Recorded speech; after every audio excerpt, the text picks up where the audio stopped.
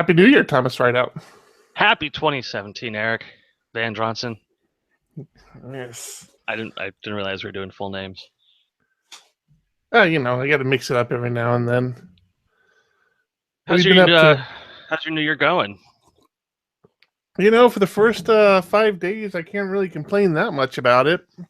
Busy at work, ton of stuff going on, bunch of deliverables, but yeah, that's life.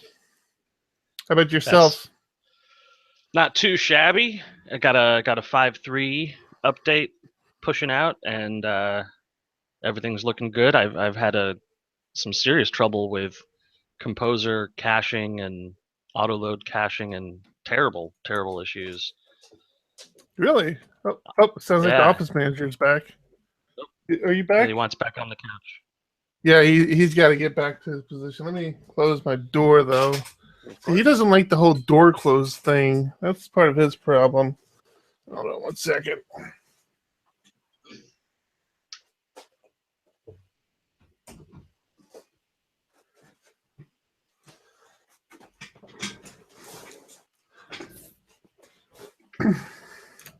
Let me make a mark. I'm just going to delete that. 506.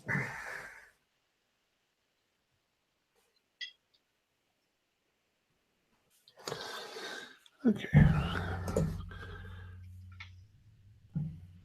Yeah, so it's been a fun couple of first days here of 2017. Did our chat with Taylor Otwell today on Laracon. I heard. Did you watch it? I heard that was happening. I don't watch things on the internet. Except, everything, but no, it was a good. Mostly video games. I always have such a good time speaking with him. He's a fun guy to talk to and very insightful. He did answer the one question. Well, so you missed it. I gave him a hard time about not having Laracon here in San Diego. So there was that. I can imagine. You didn't miss that. I've heard that rant plenty of times, though. I know. It's getting old, but I will continue it until it happens. I asked him about one of the things I thought was kind of interesting is I asked him about 5.5 having the requirement for PHP 7, and we had speculated a little bit on why he did that, and maybe it was to take advantage of things like type hinting and things like that. His reply was kind of surprising. He basically said he didn't care. It wasn't something he was targeting to do. It's just a lot of the dependencies, things that Laravel is dependent on, including a lot of the Symfony components. The ones that he was going to include in Laravel 5.5 had PHP 7 requirements. So it was Symfony components. He said PHP Unit, the newer version of PHP Unit that's coming out is going to require PHP 7. So it was really more of the things that surround Laravel was the reason why he didn't have a choice. He said, as far as he's concerned, the components in Laravel will probably be compatible with 5.6, but the components that make up Laravel won't be. So therefore, it'll be a requirement. So it was good. It was a good talk. Yeah, I've been dealing with a lot of upgrade stuff, 5.2 to 5.3 lately, and I've been having quite a bit of trouble with cached composer auto load stuff. Yeah. Did you get your Iron.io issue worked out? That was your issue last week. You know what? I ended up creating a pull request, and it's still sitting there. So for the time being, I'm just pointing at my own repository. Mm-hmm. So what's your issue with caching right now? Well, we had issues where we'd updated, but certain files didn't think they had updated, and somehow autoload was pointing at non-existent or old files that just weren't compatible. It was very strange.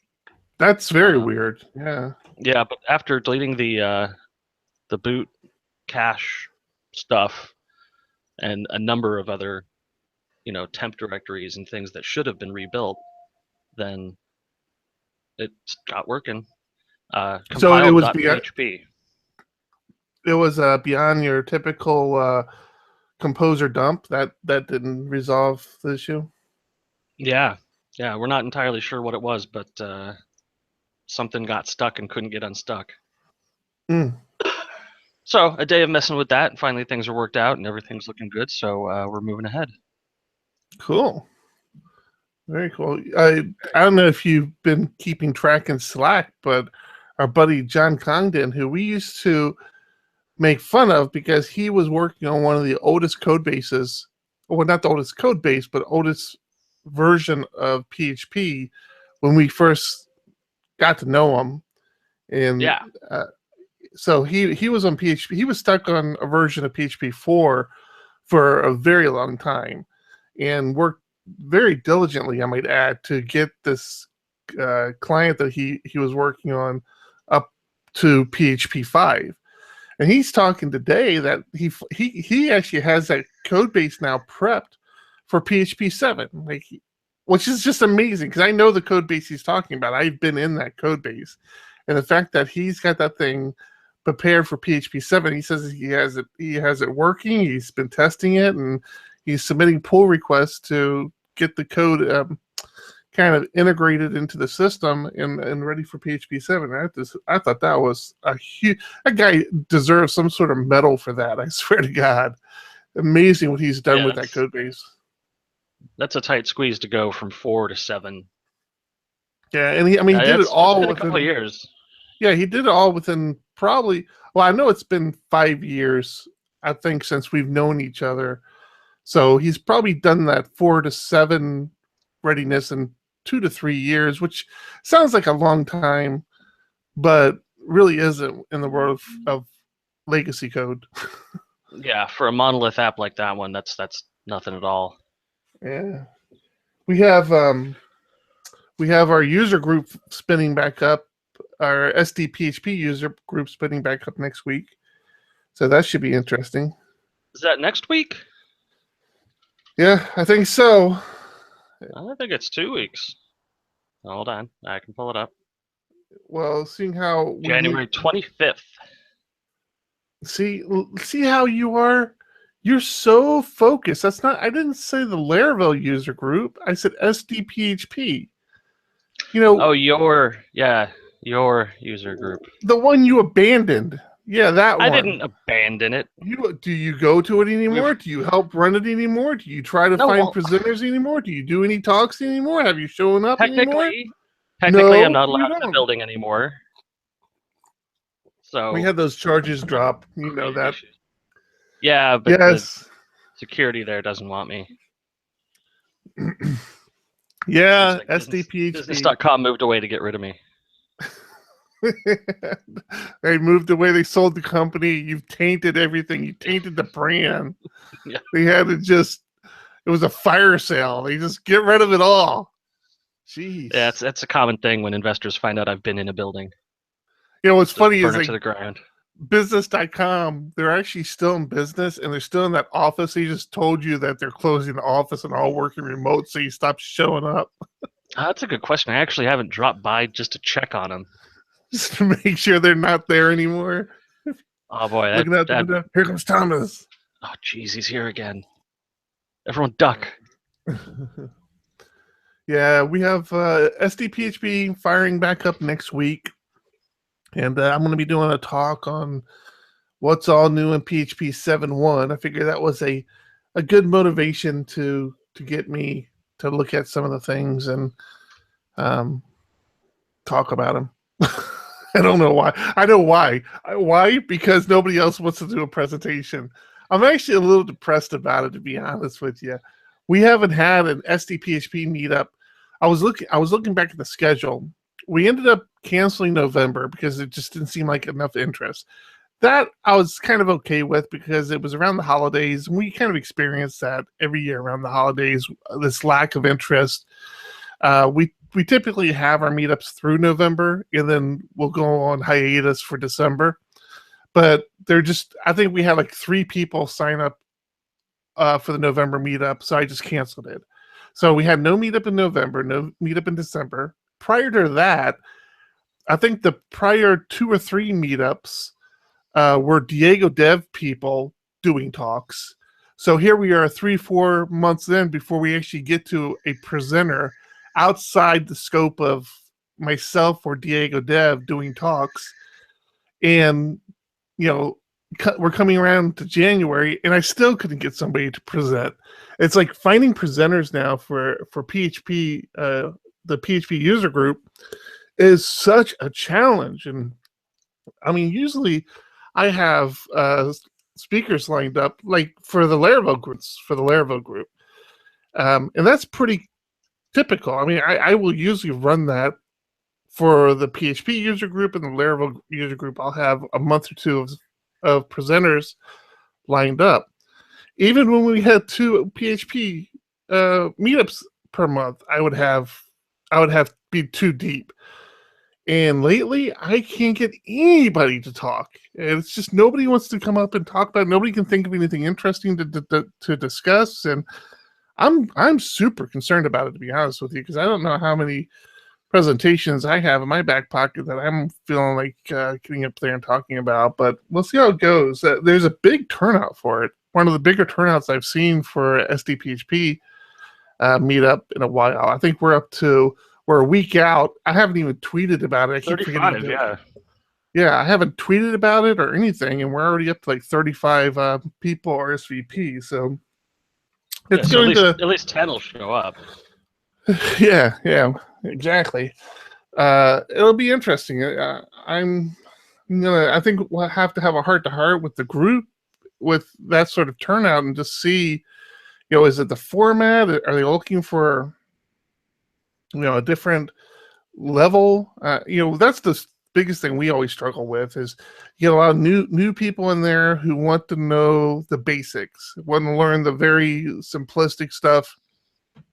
You get the PHP developers coming there who are looking for the next level and looking to interact with people who are doing interesting things in PHP. And that's the balance you're constantly fighting, is trying to keep people who don't know a lot about PHP interested in the more advanced topics while trying to keep the more advanced developers around to help the people who are new to PHP and help present to them. I mean, that's the thing. It's like, hey, if you're a more advanced developer, present a super basic presentation to a beginner. We'll get a turnout for it, and I don't know. It's struggle. It's frustrating because it's just like you spend so much time trying to do it. You want to build the community. You want to keep it strong, and when you're starting off a new year and you're still trying to find people who want to talk, it's just kind of a bummer, to be quite frank with you. Yeah, we might have to pivot to erotic PHP presentations. Let's see if I can write a presentation and then have it performed by a rental male stripper dressed as a cop. We may have to try something. I'm not sure. All right, that was my rant. I apologize. Well, as we do every week after we say there's just not much to cover, we have way too much to cover today. Oh, I know. Hey, we're 17 minutes into it, and we haven't even touched our Trello board yet. So I think we should break straight into the news.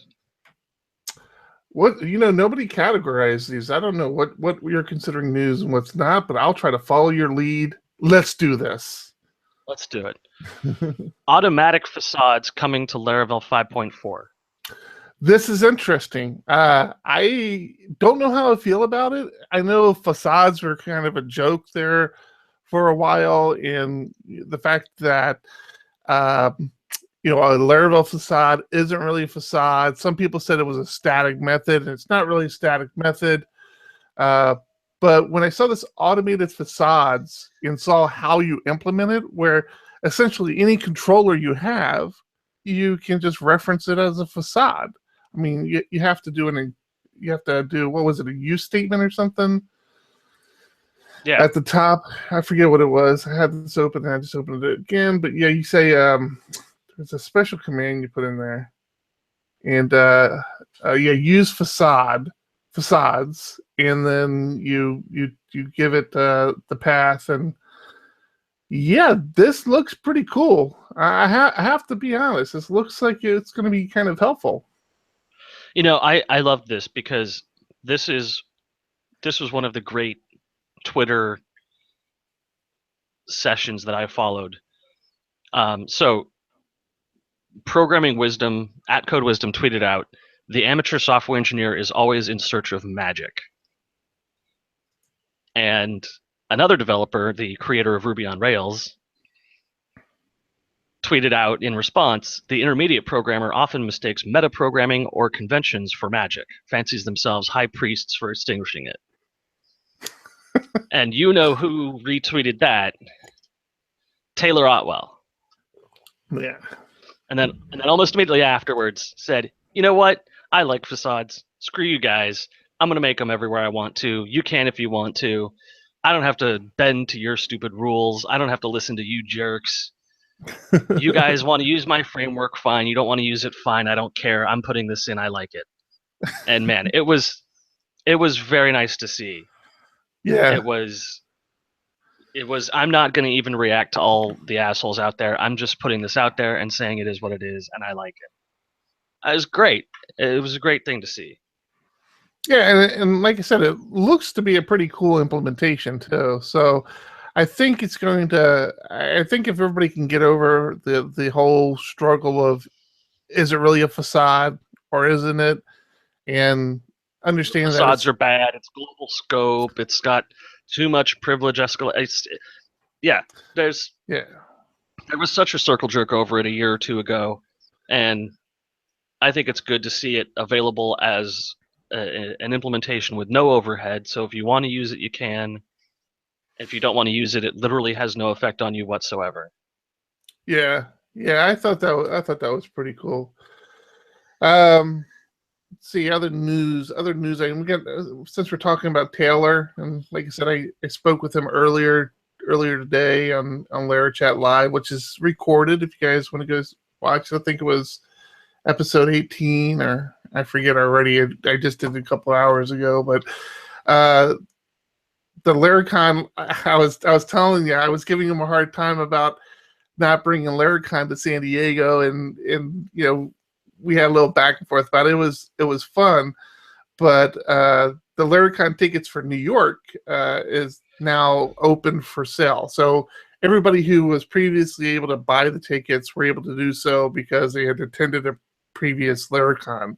But now I guess early bird is open for the general public. So we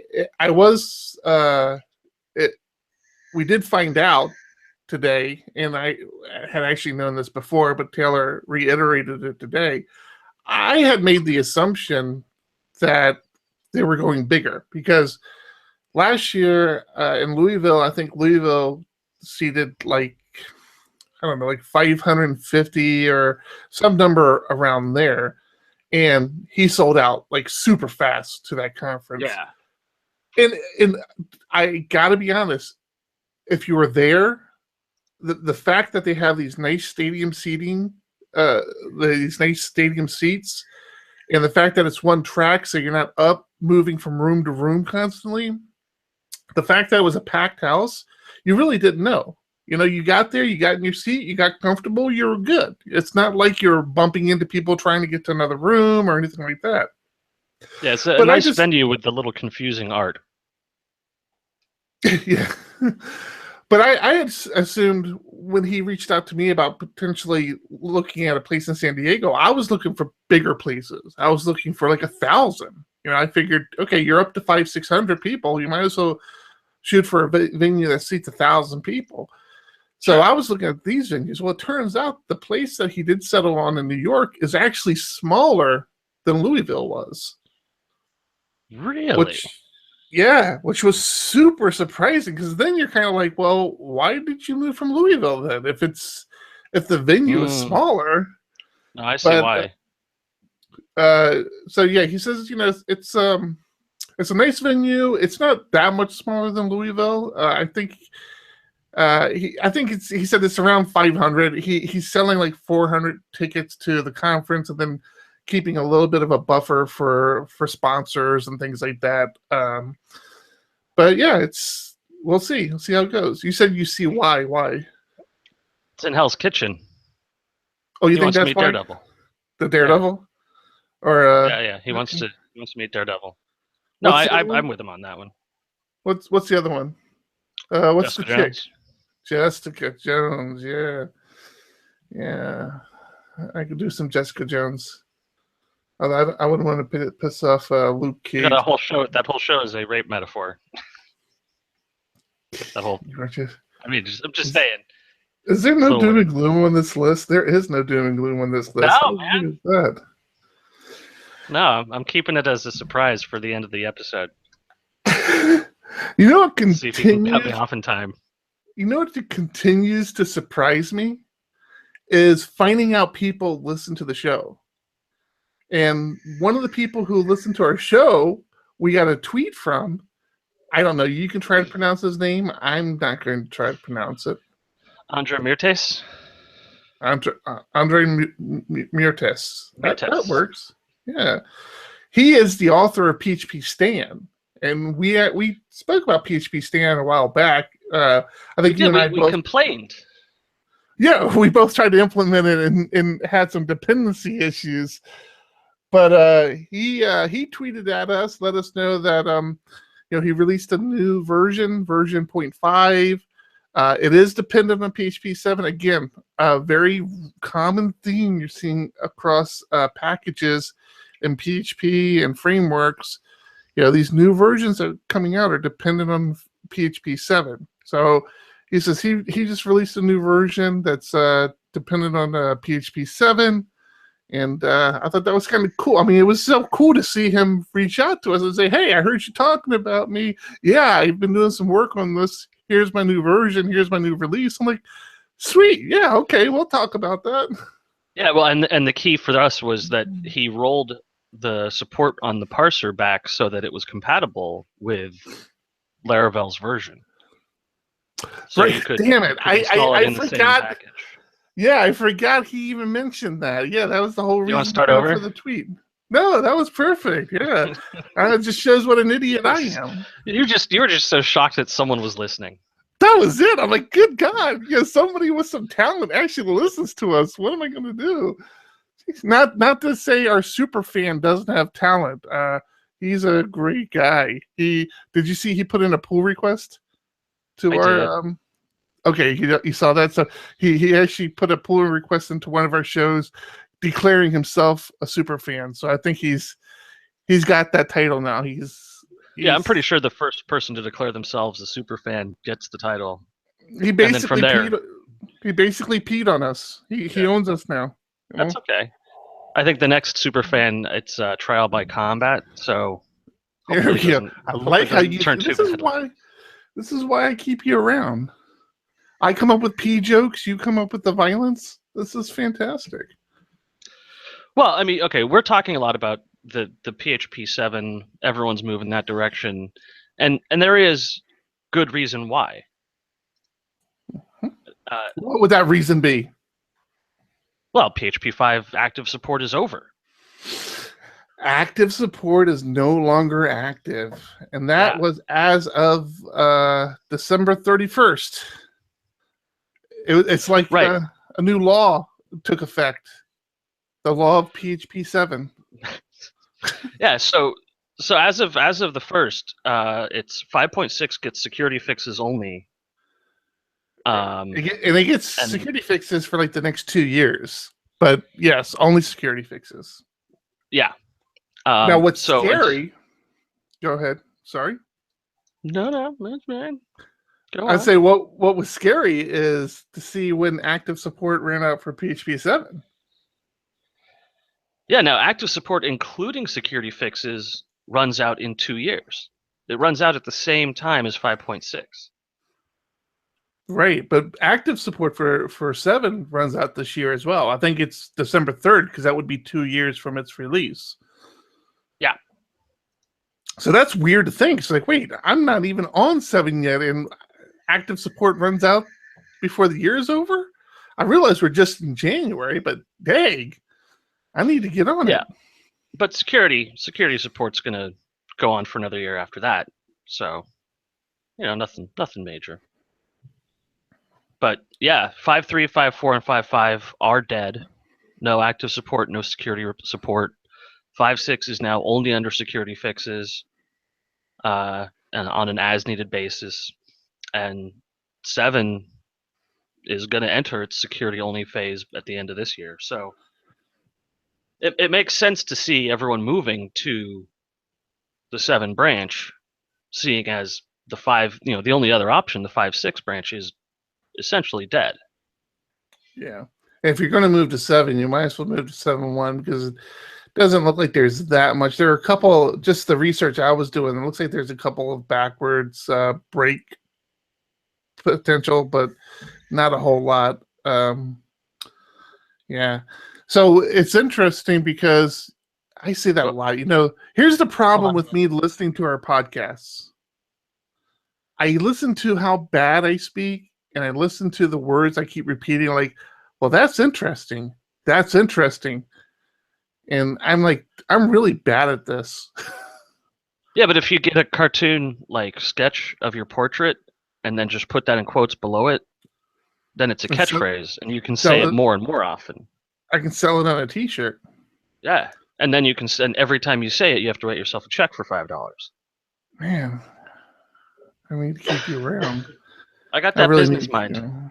I'm telling you, you're right there with it, man. You're like thinking of all the angles. Well, so we're talking. Speaking about PHP 7 development, friend of the show, I assume, Paul M. Jones, has issued an interesting new RFC.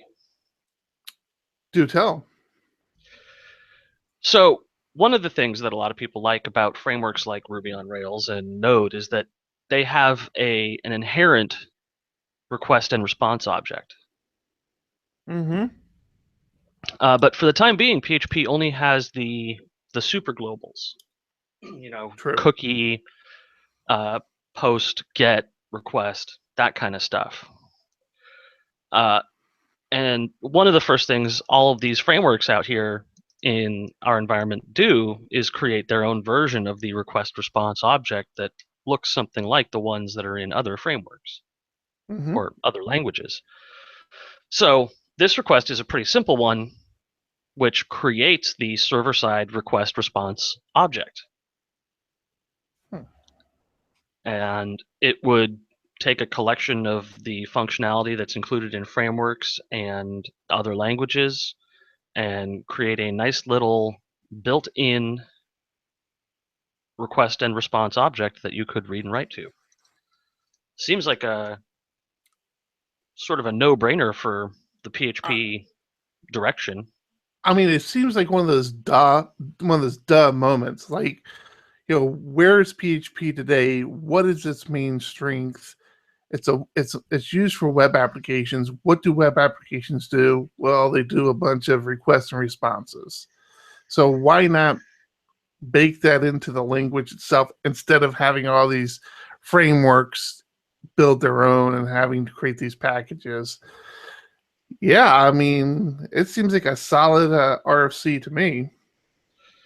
Yeah, I think if you look at the direction that PHP has gone from 5.3 to 7, getting object-oriented development working as good as possible or as well as possible has been the goal.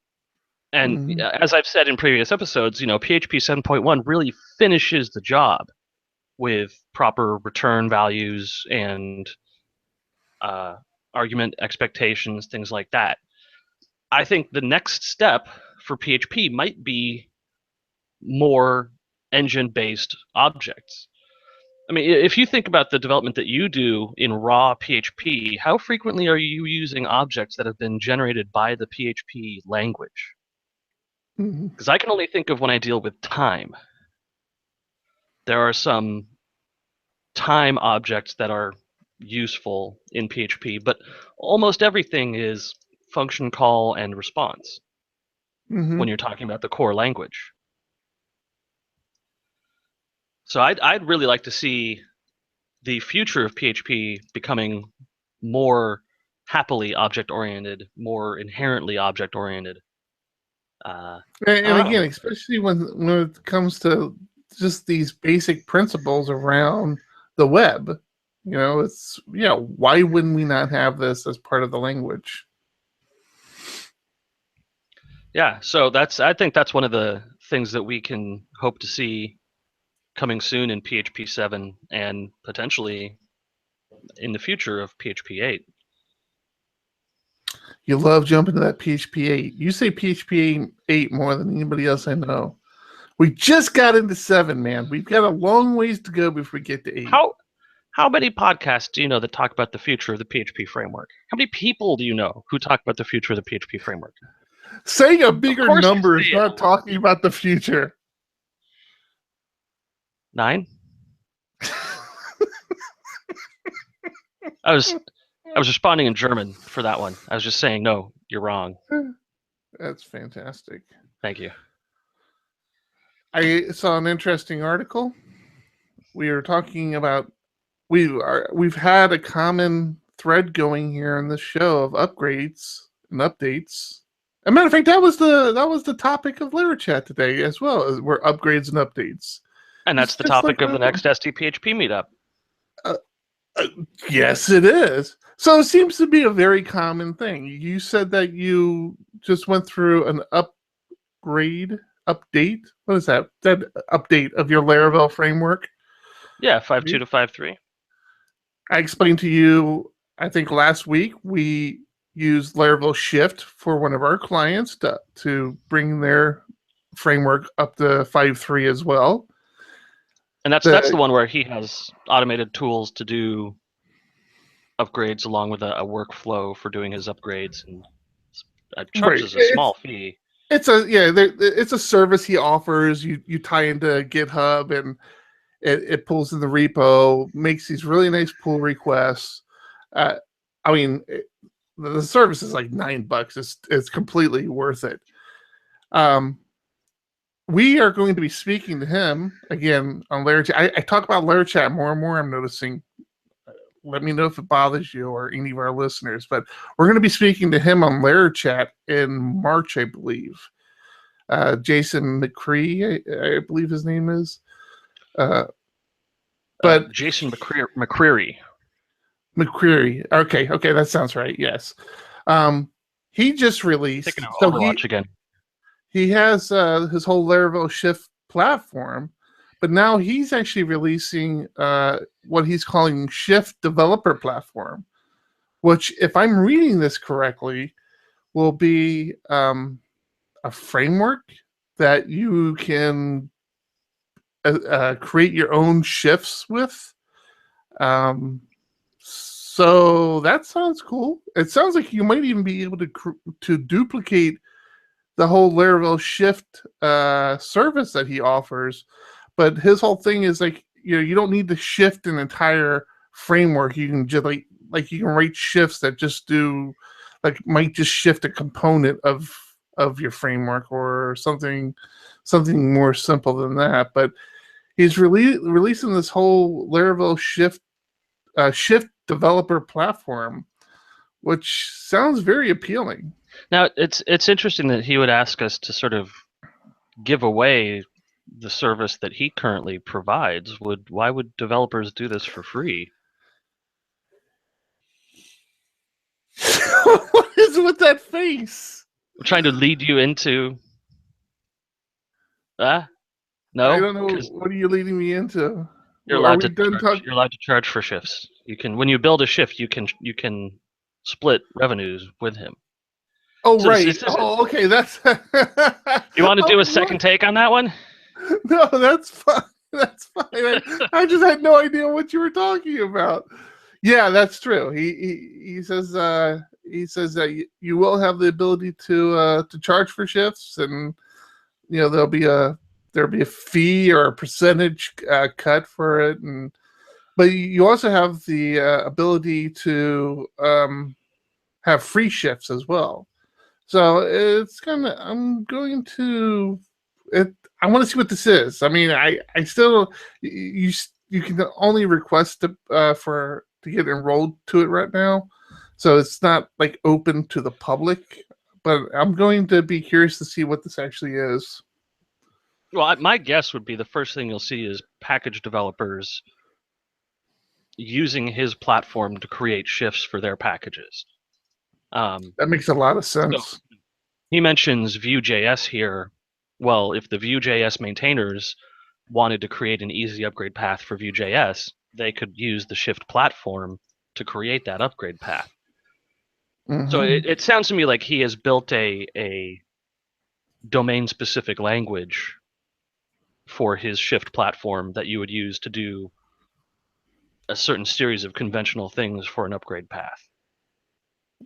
So I didn't notice it. Maybe I missed it, but is there a cost for creating shifts? Doesn't appear to be. I didn't. Yeah, that didn't stand out to me that there was. If there was a cost, then why would anybody give away a free shift? You know, like if you have to pay to create a shift, why would you then turn around and give it away? Well, if you're the creator of the project that is being shifted, then you may be doing it simply to keep people using your project. That's true. Yeah. Providing a service for users of your project. Yeah. So I guess it's not. Yeah, he doesn't mention having to pay for it. Well, we'll see what it is. It looks like it's about baked and ready for release. So we'll see what comes of it. Maybe I'll ask about it in March if it's not released yet. Yeah, I think that's definitely going to be interesting. I mean, that could easily become a powerful platform alongside stuff like Packagist.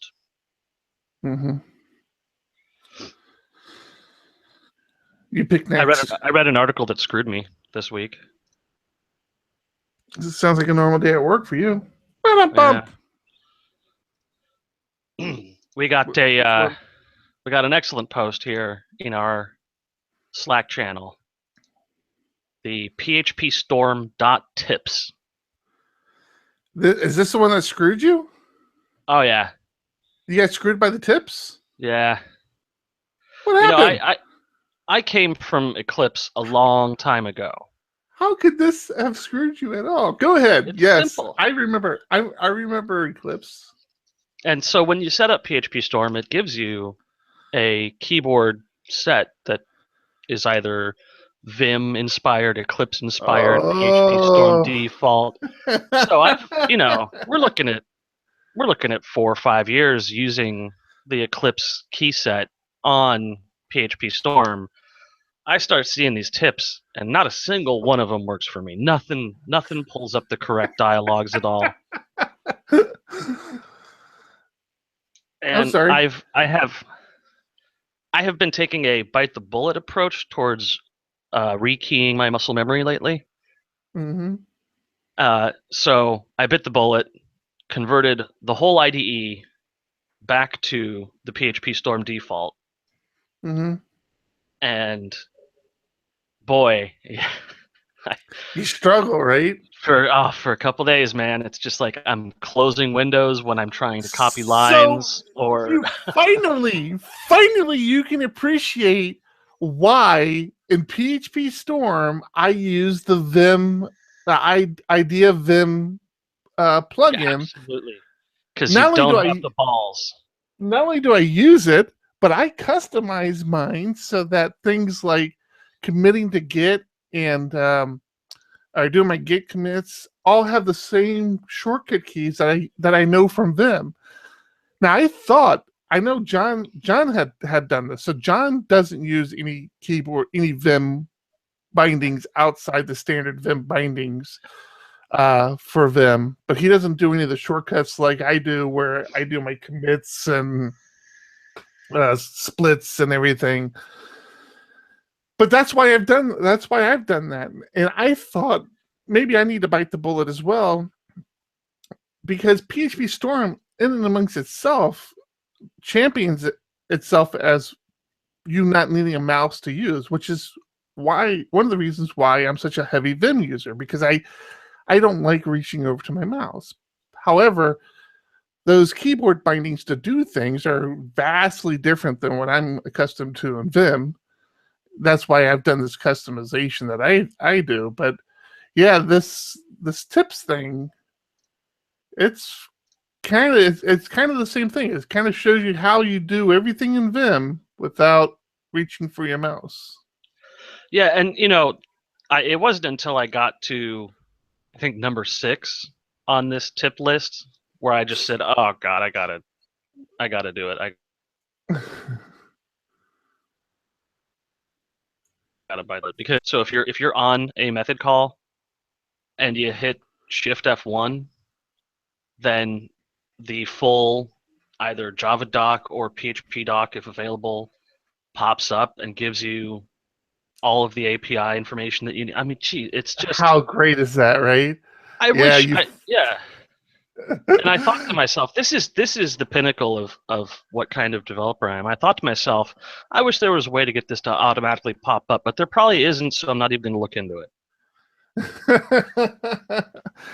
Now what we need to do is I would love, and again, typical fashion, Vim is this fantastically powerful tool, and you have all this great stuff, and then the first thing when I see something like this is, well, cool, I wish I could pull in the Laravel API documentation to do the same thing here. It's like, yeah, this isn't enough. I wanted to be able to do more now. Yeah, and guess what? The Laravel API documentation is in there. When you do the Shift F1, it pulls the Java doc from the method. You gotta stop it. Not at all. What? Well, I'm gonna have to check that out now. Yeah, as long as the method being referenced has a Java doc descriptor, it will pull that, parse it, and display it. It's slick, man. Man, I tell you, PHPStorm is a super powerful tool. I have always have said that about it. It is a very powerful tool. Yeah, I'm really, so I managed to screw myself. Half my keyboard bindings are broken. I have to relearn them all. But for the greater good. For the greater good. 3 years from now, you'll be doing it again because something else. You'll have learned Vim by then. Because I'm a dummy. You'd have seen the way of Vim. You think Vim's got another 3 years in it? It's gone what, 30 years now? And it hasn't been 30 years. I think it just had his 20th or 25th birthday. I forget. It just had a birthday not too long ago. But yeah, Vim's not going anywhere. We're at 47 minutes. You wanna talk? Time's just screaming by. Yeah, man. What else you got? Anything good? Anything interesting? I got something. I am stoked. I am stoked about this Chrome upgrade. I saw this. My first issue is it does reference the current version of Chrome, which they say is 53. I have no idea what my current version of Chrome is. You can't do like an about? Is it right there in the about? Let me see. Yeah, I guess 56 is my current version. Yeah. Oh yeah, because I'm running the beta. So you're on 56. I'm on 55. Look at that. So you're already there, man. So do you have this feature? Yeah. No. What's the feature? The feature is that if you are not on an HTTPS site, it will notify you much more prominently. Is it? I mean, if you're not on, I'm confused. Like if the site doesn't even offer HTTPS, if it just offers HTTP, it's still going to give you this warning. Yeah. So just even the most basic, go into somebody's blog. If they don't have an SSL certificate, there will be a notification in the URL bar stating that it is not a secure connection. It seems This is annoying. interesting. This is a move towards the encrypt everything movement that's really big right now. Mm-hmm. Something that after recent presidential elections has become much more popular. But yeah, this is, I mean, there's no reason now with so many, several free resources for SSL certificates that you would need to, you wouldn't have an SSL certificate on your site. There's no reason. I could have one on my development machine for no reason whatsoever, just to have it. Mm-hmm. So now this isn't something like warning you about the security of the certificate. It's not giving you a green light. It's not giving you a red light. It's just giving you a simple white background, black text notification next to the URL that just says not secure. Hmm. So it's not invasive. It's not awful, but I guess I would need to see it. well, there's a picture of it on the website. Well, that looks evasive to me, though. What's on the website? The big red box? No, that's the design of the. You're looking at the website. That's the design of the website. You're saying down here at the bottom? No, in that picture there's just a little text that says not secure. That's the only part that's different. It shows what the current example is and what the future URL bar will look like. Oh, I see how that is now. Very light. Oh, It's a very light touch. and the purpose of that? Just so that people don't believe that the web is secure by default, because it is. People assume that the web is secure. Hmm. And if you don't have that green lock, it ain't secure. And in fact, it's getting easier and easier every day to man-in-the-middle attack browsers, get data as it's submitted. Mm-mm-mm. Well, I did not know. I think that's going to be annoying though, because I have very little real estate in my address bar. I don't want to see a not secure thing there. You got Bonsai Buddy installed? Don't know what a bonsai buddy is. That's the little animated gorilla that dances on your screen and installs malware in the background. You got the Yahoo toolbar? I got them all. I got the Yahoo. I got AOL. I got a Microsoft toolbar, MSN. CompuServe? Yeah. No, I They don't haven't let any updated of the them go. CompuServe one recently, which is weird.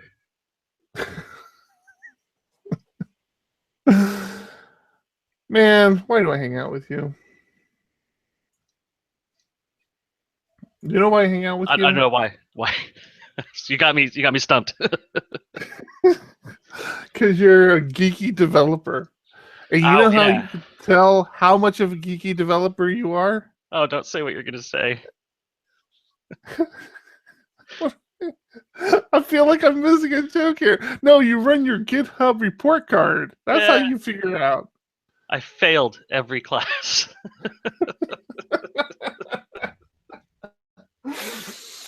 So I got sent this link today about you. Basically, there's this the site called GitHub report card, all one word, .reflect.io, and you can tie it into your GitHub repos, and then it'll send you back kind of a report card on how you did with contributions to the different repos. It even ties into your, if you give it access, it'll tie into your private repos as well, so you can kind of get an understanding of how you did for all your repos as far as contributions go, and what day of the week you seem to do the most development, and all these fun little analytics about how you develop.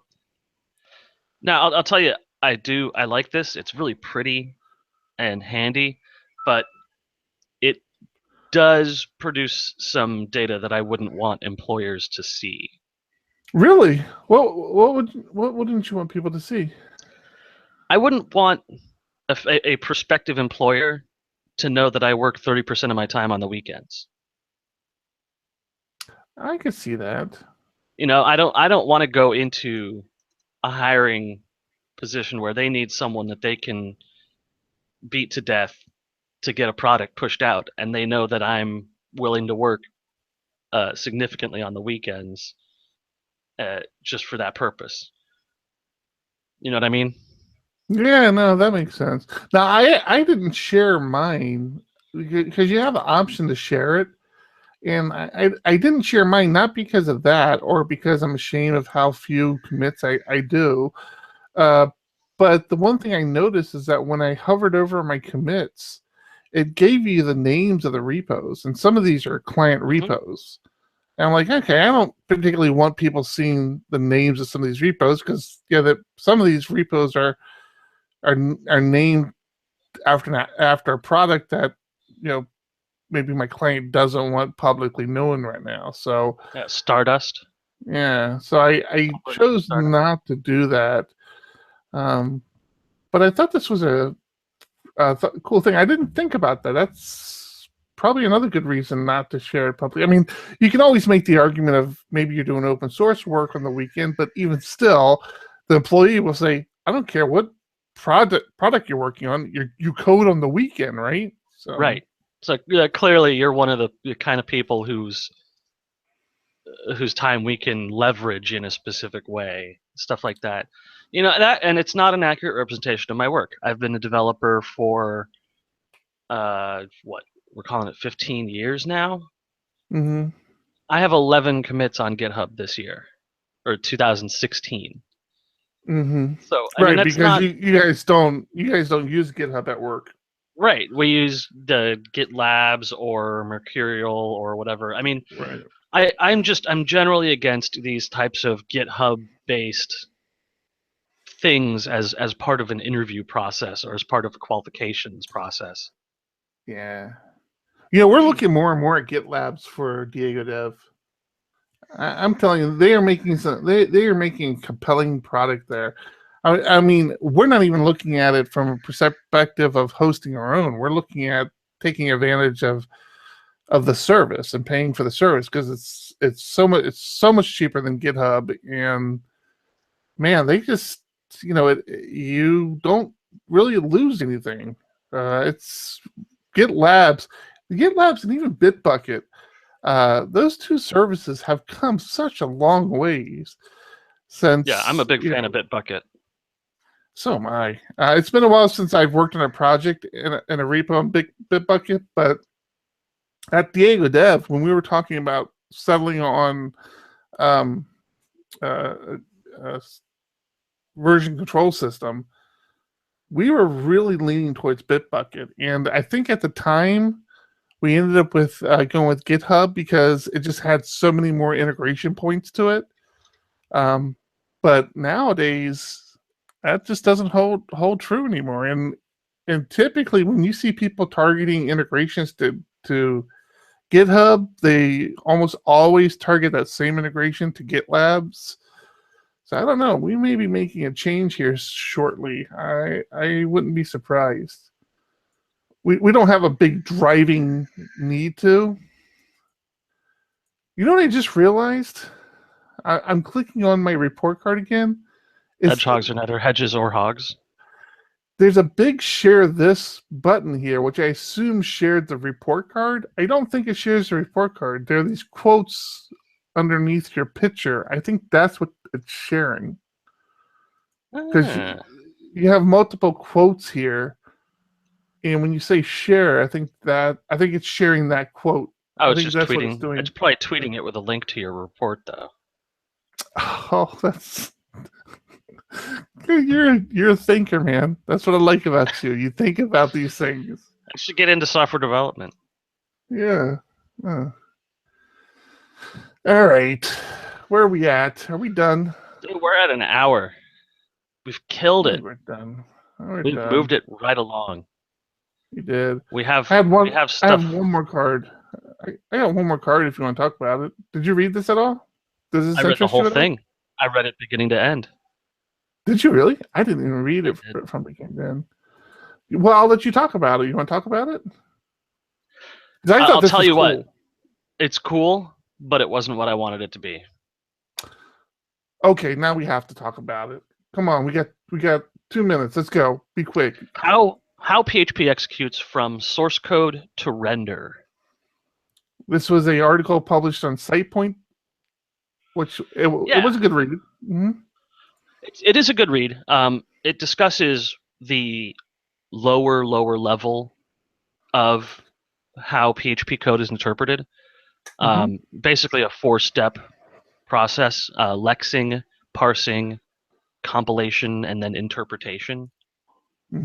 Interpretation being such a simple concept that it's not even discussed in the section for interpretation. Right. So interpretation is just, it does what you tried to do.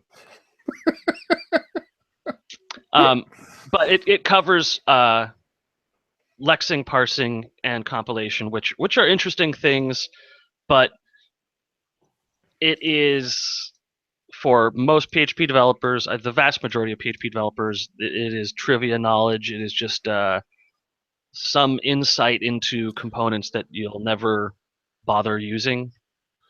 And it's funny. That's exactly what I was going to say about it. It's, as a PHP developer, this was interesting to read, but it has zero impact on anything I do.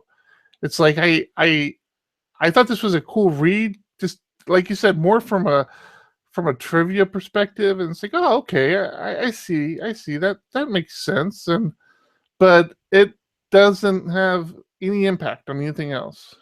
Yeah, I think it'll come up at a meetup when one of us says something and someone in the audience says, "Well, actually," but that's about it.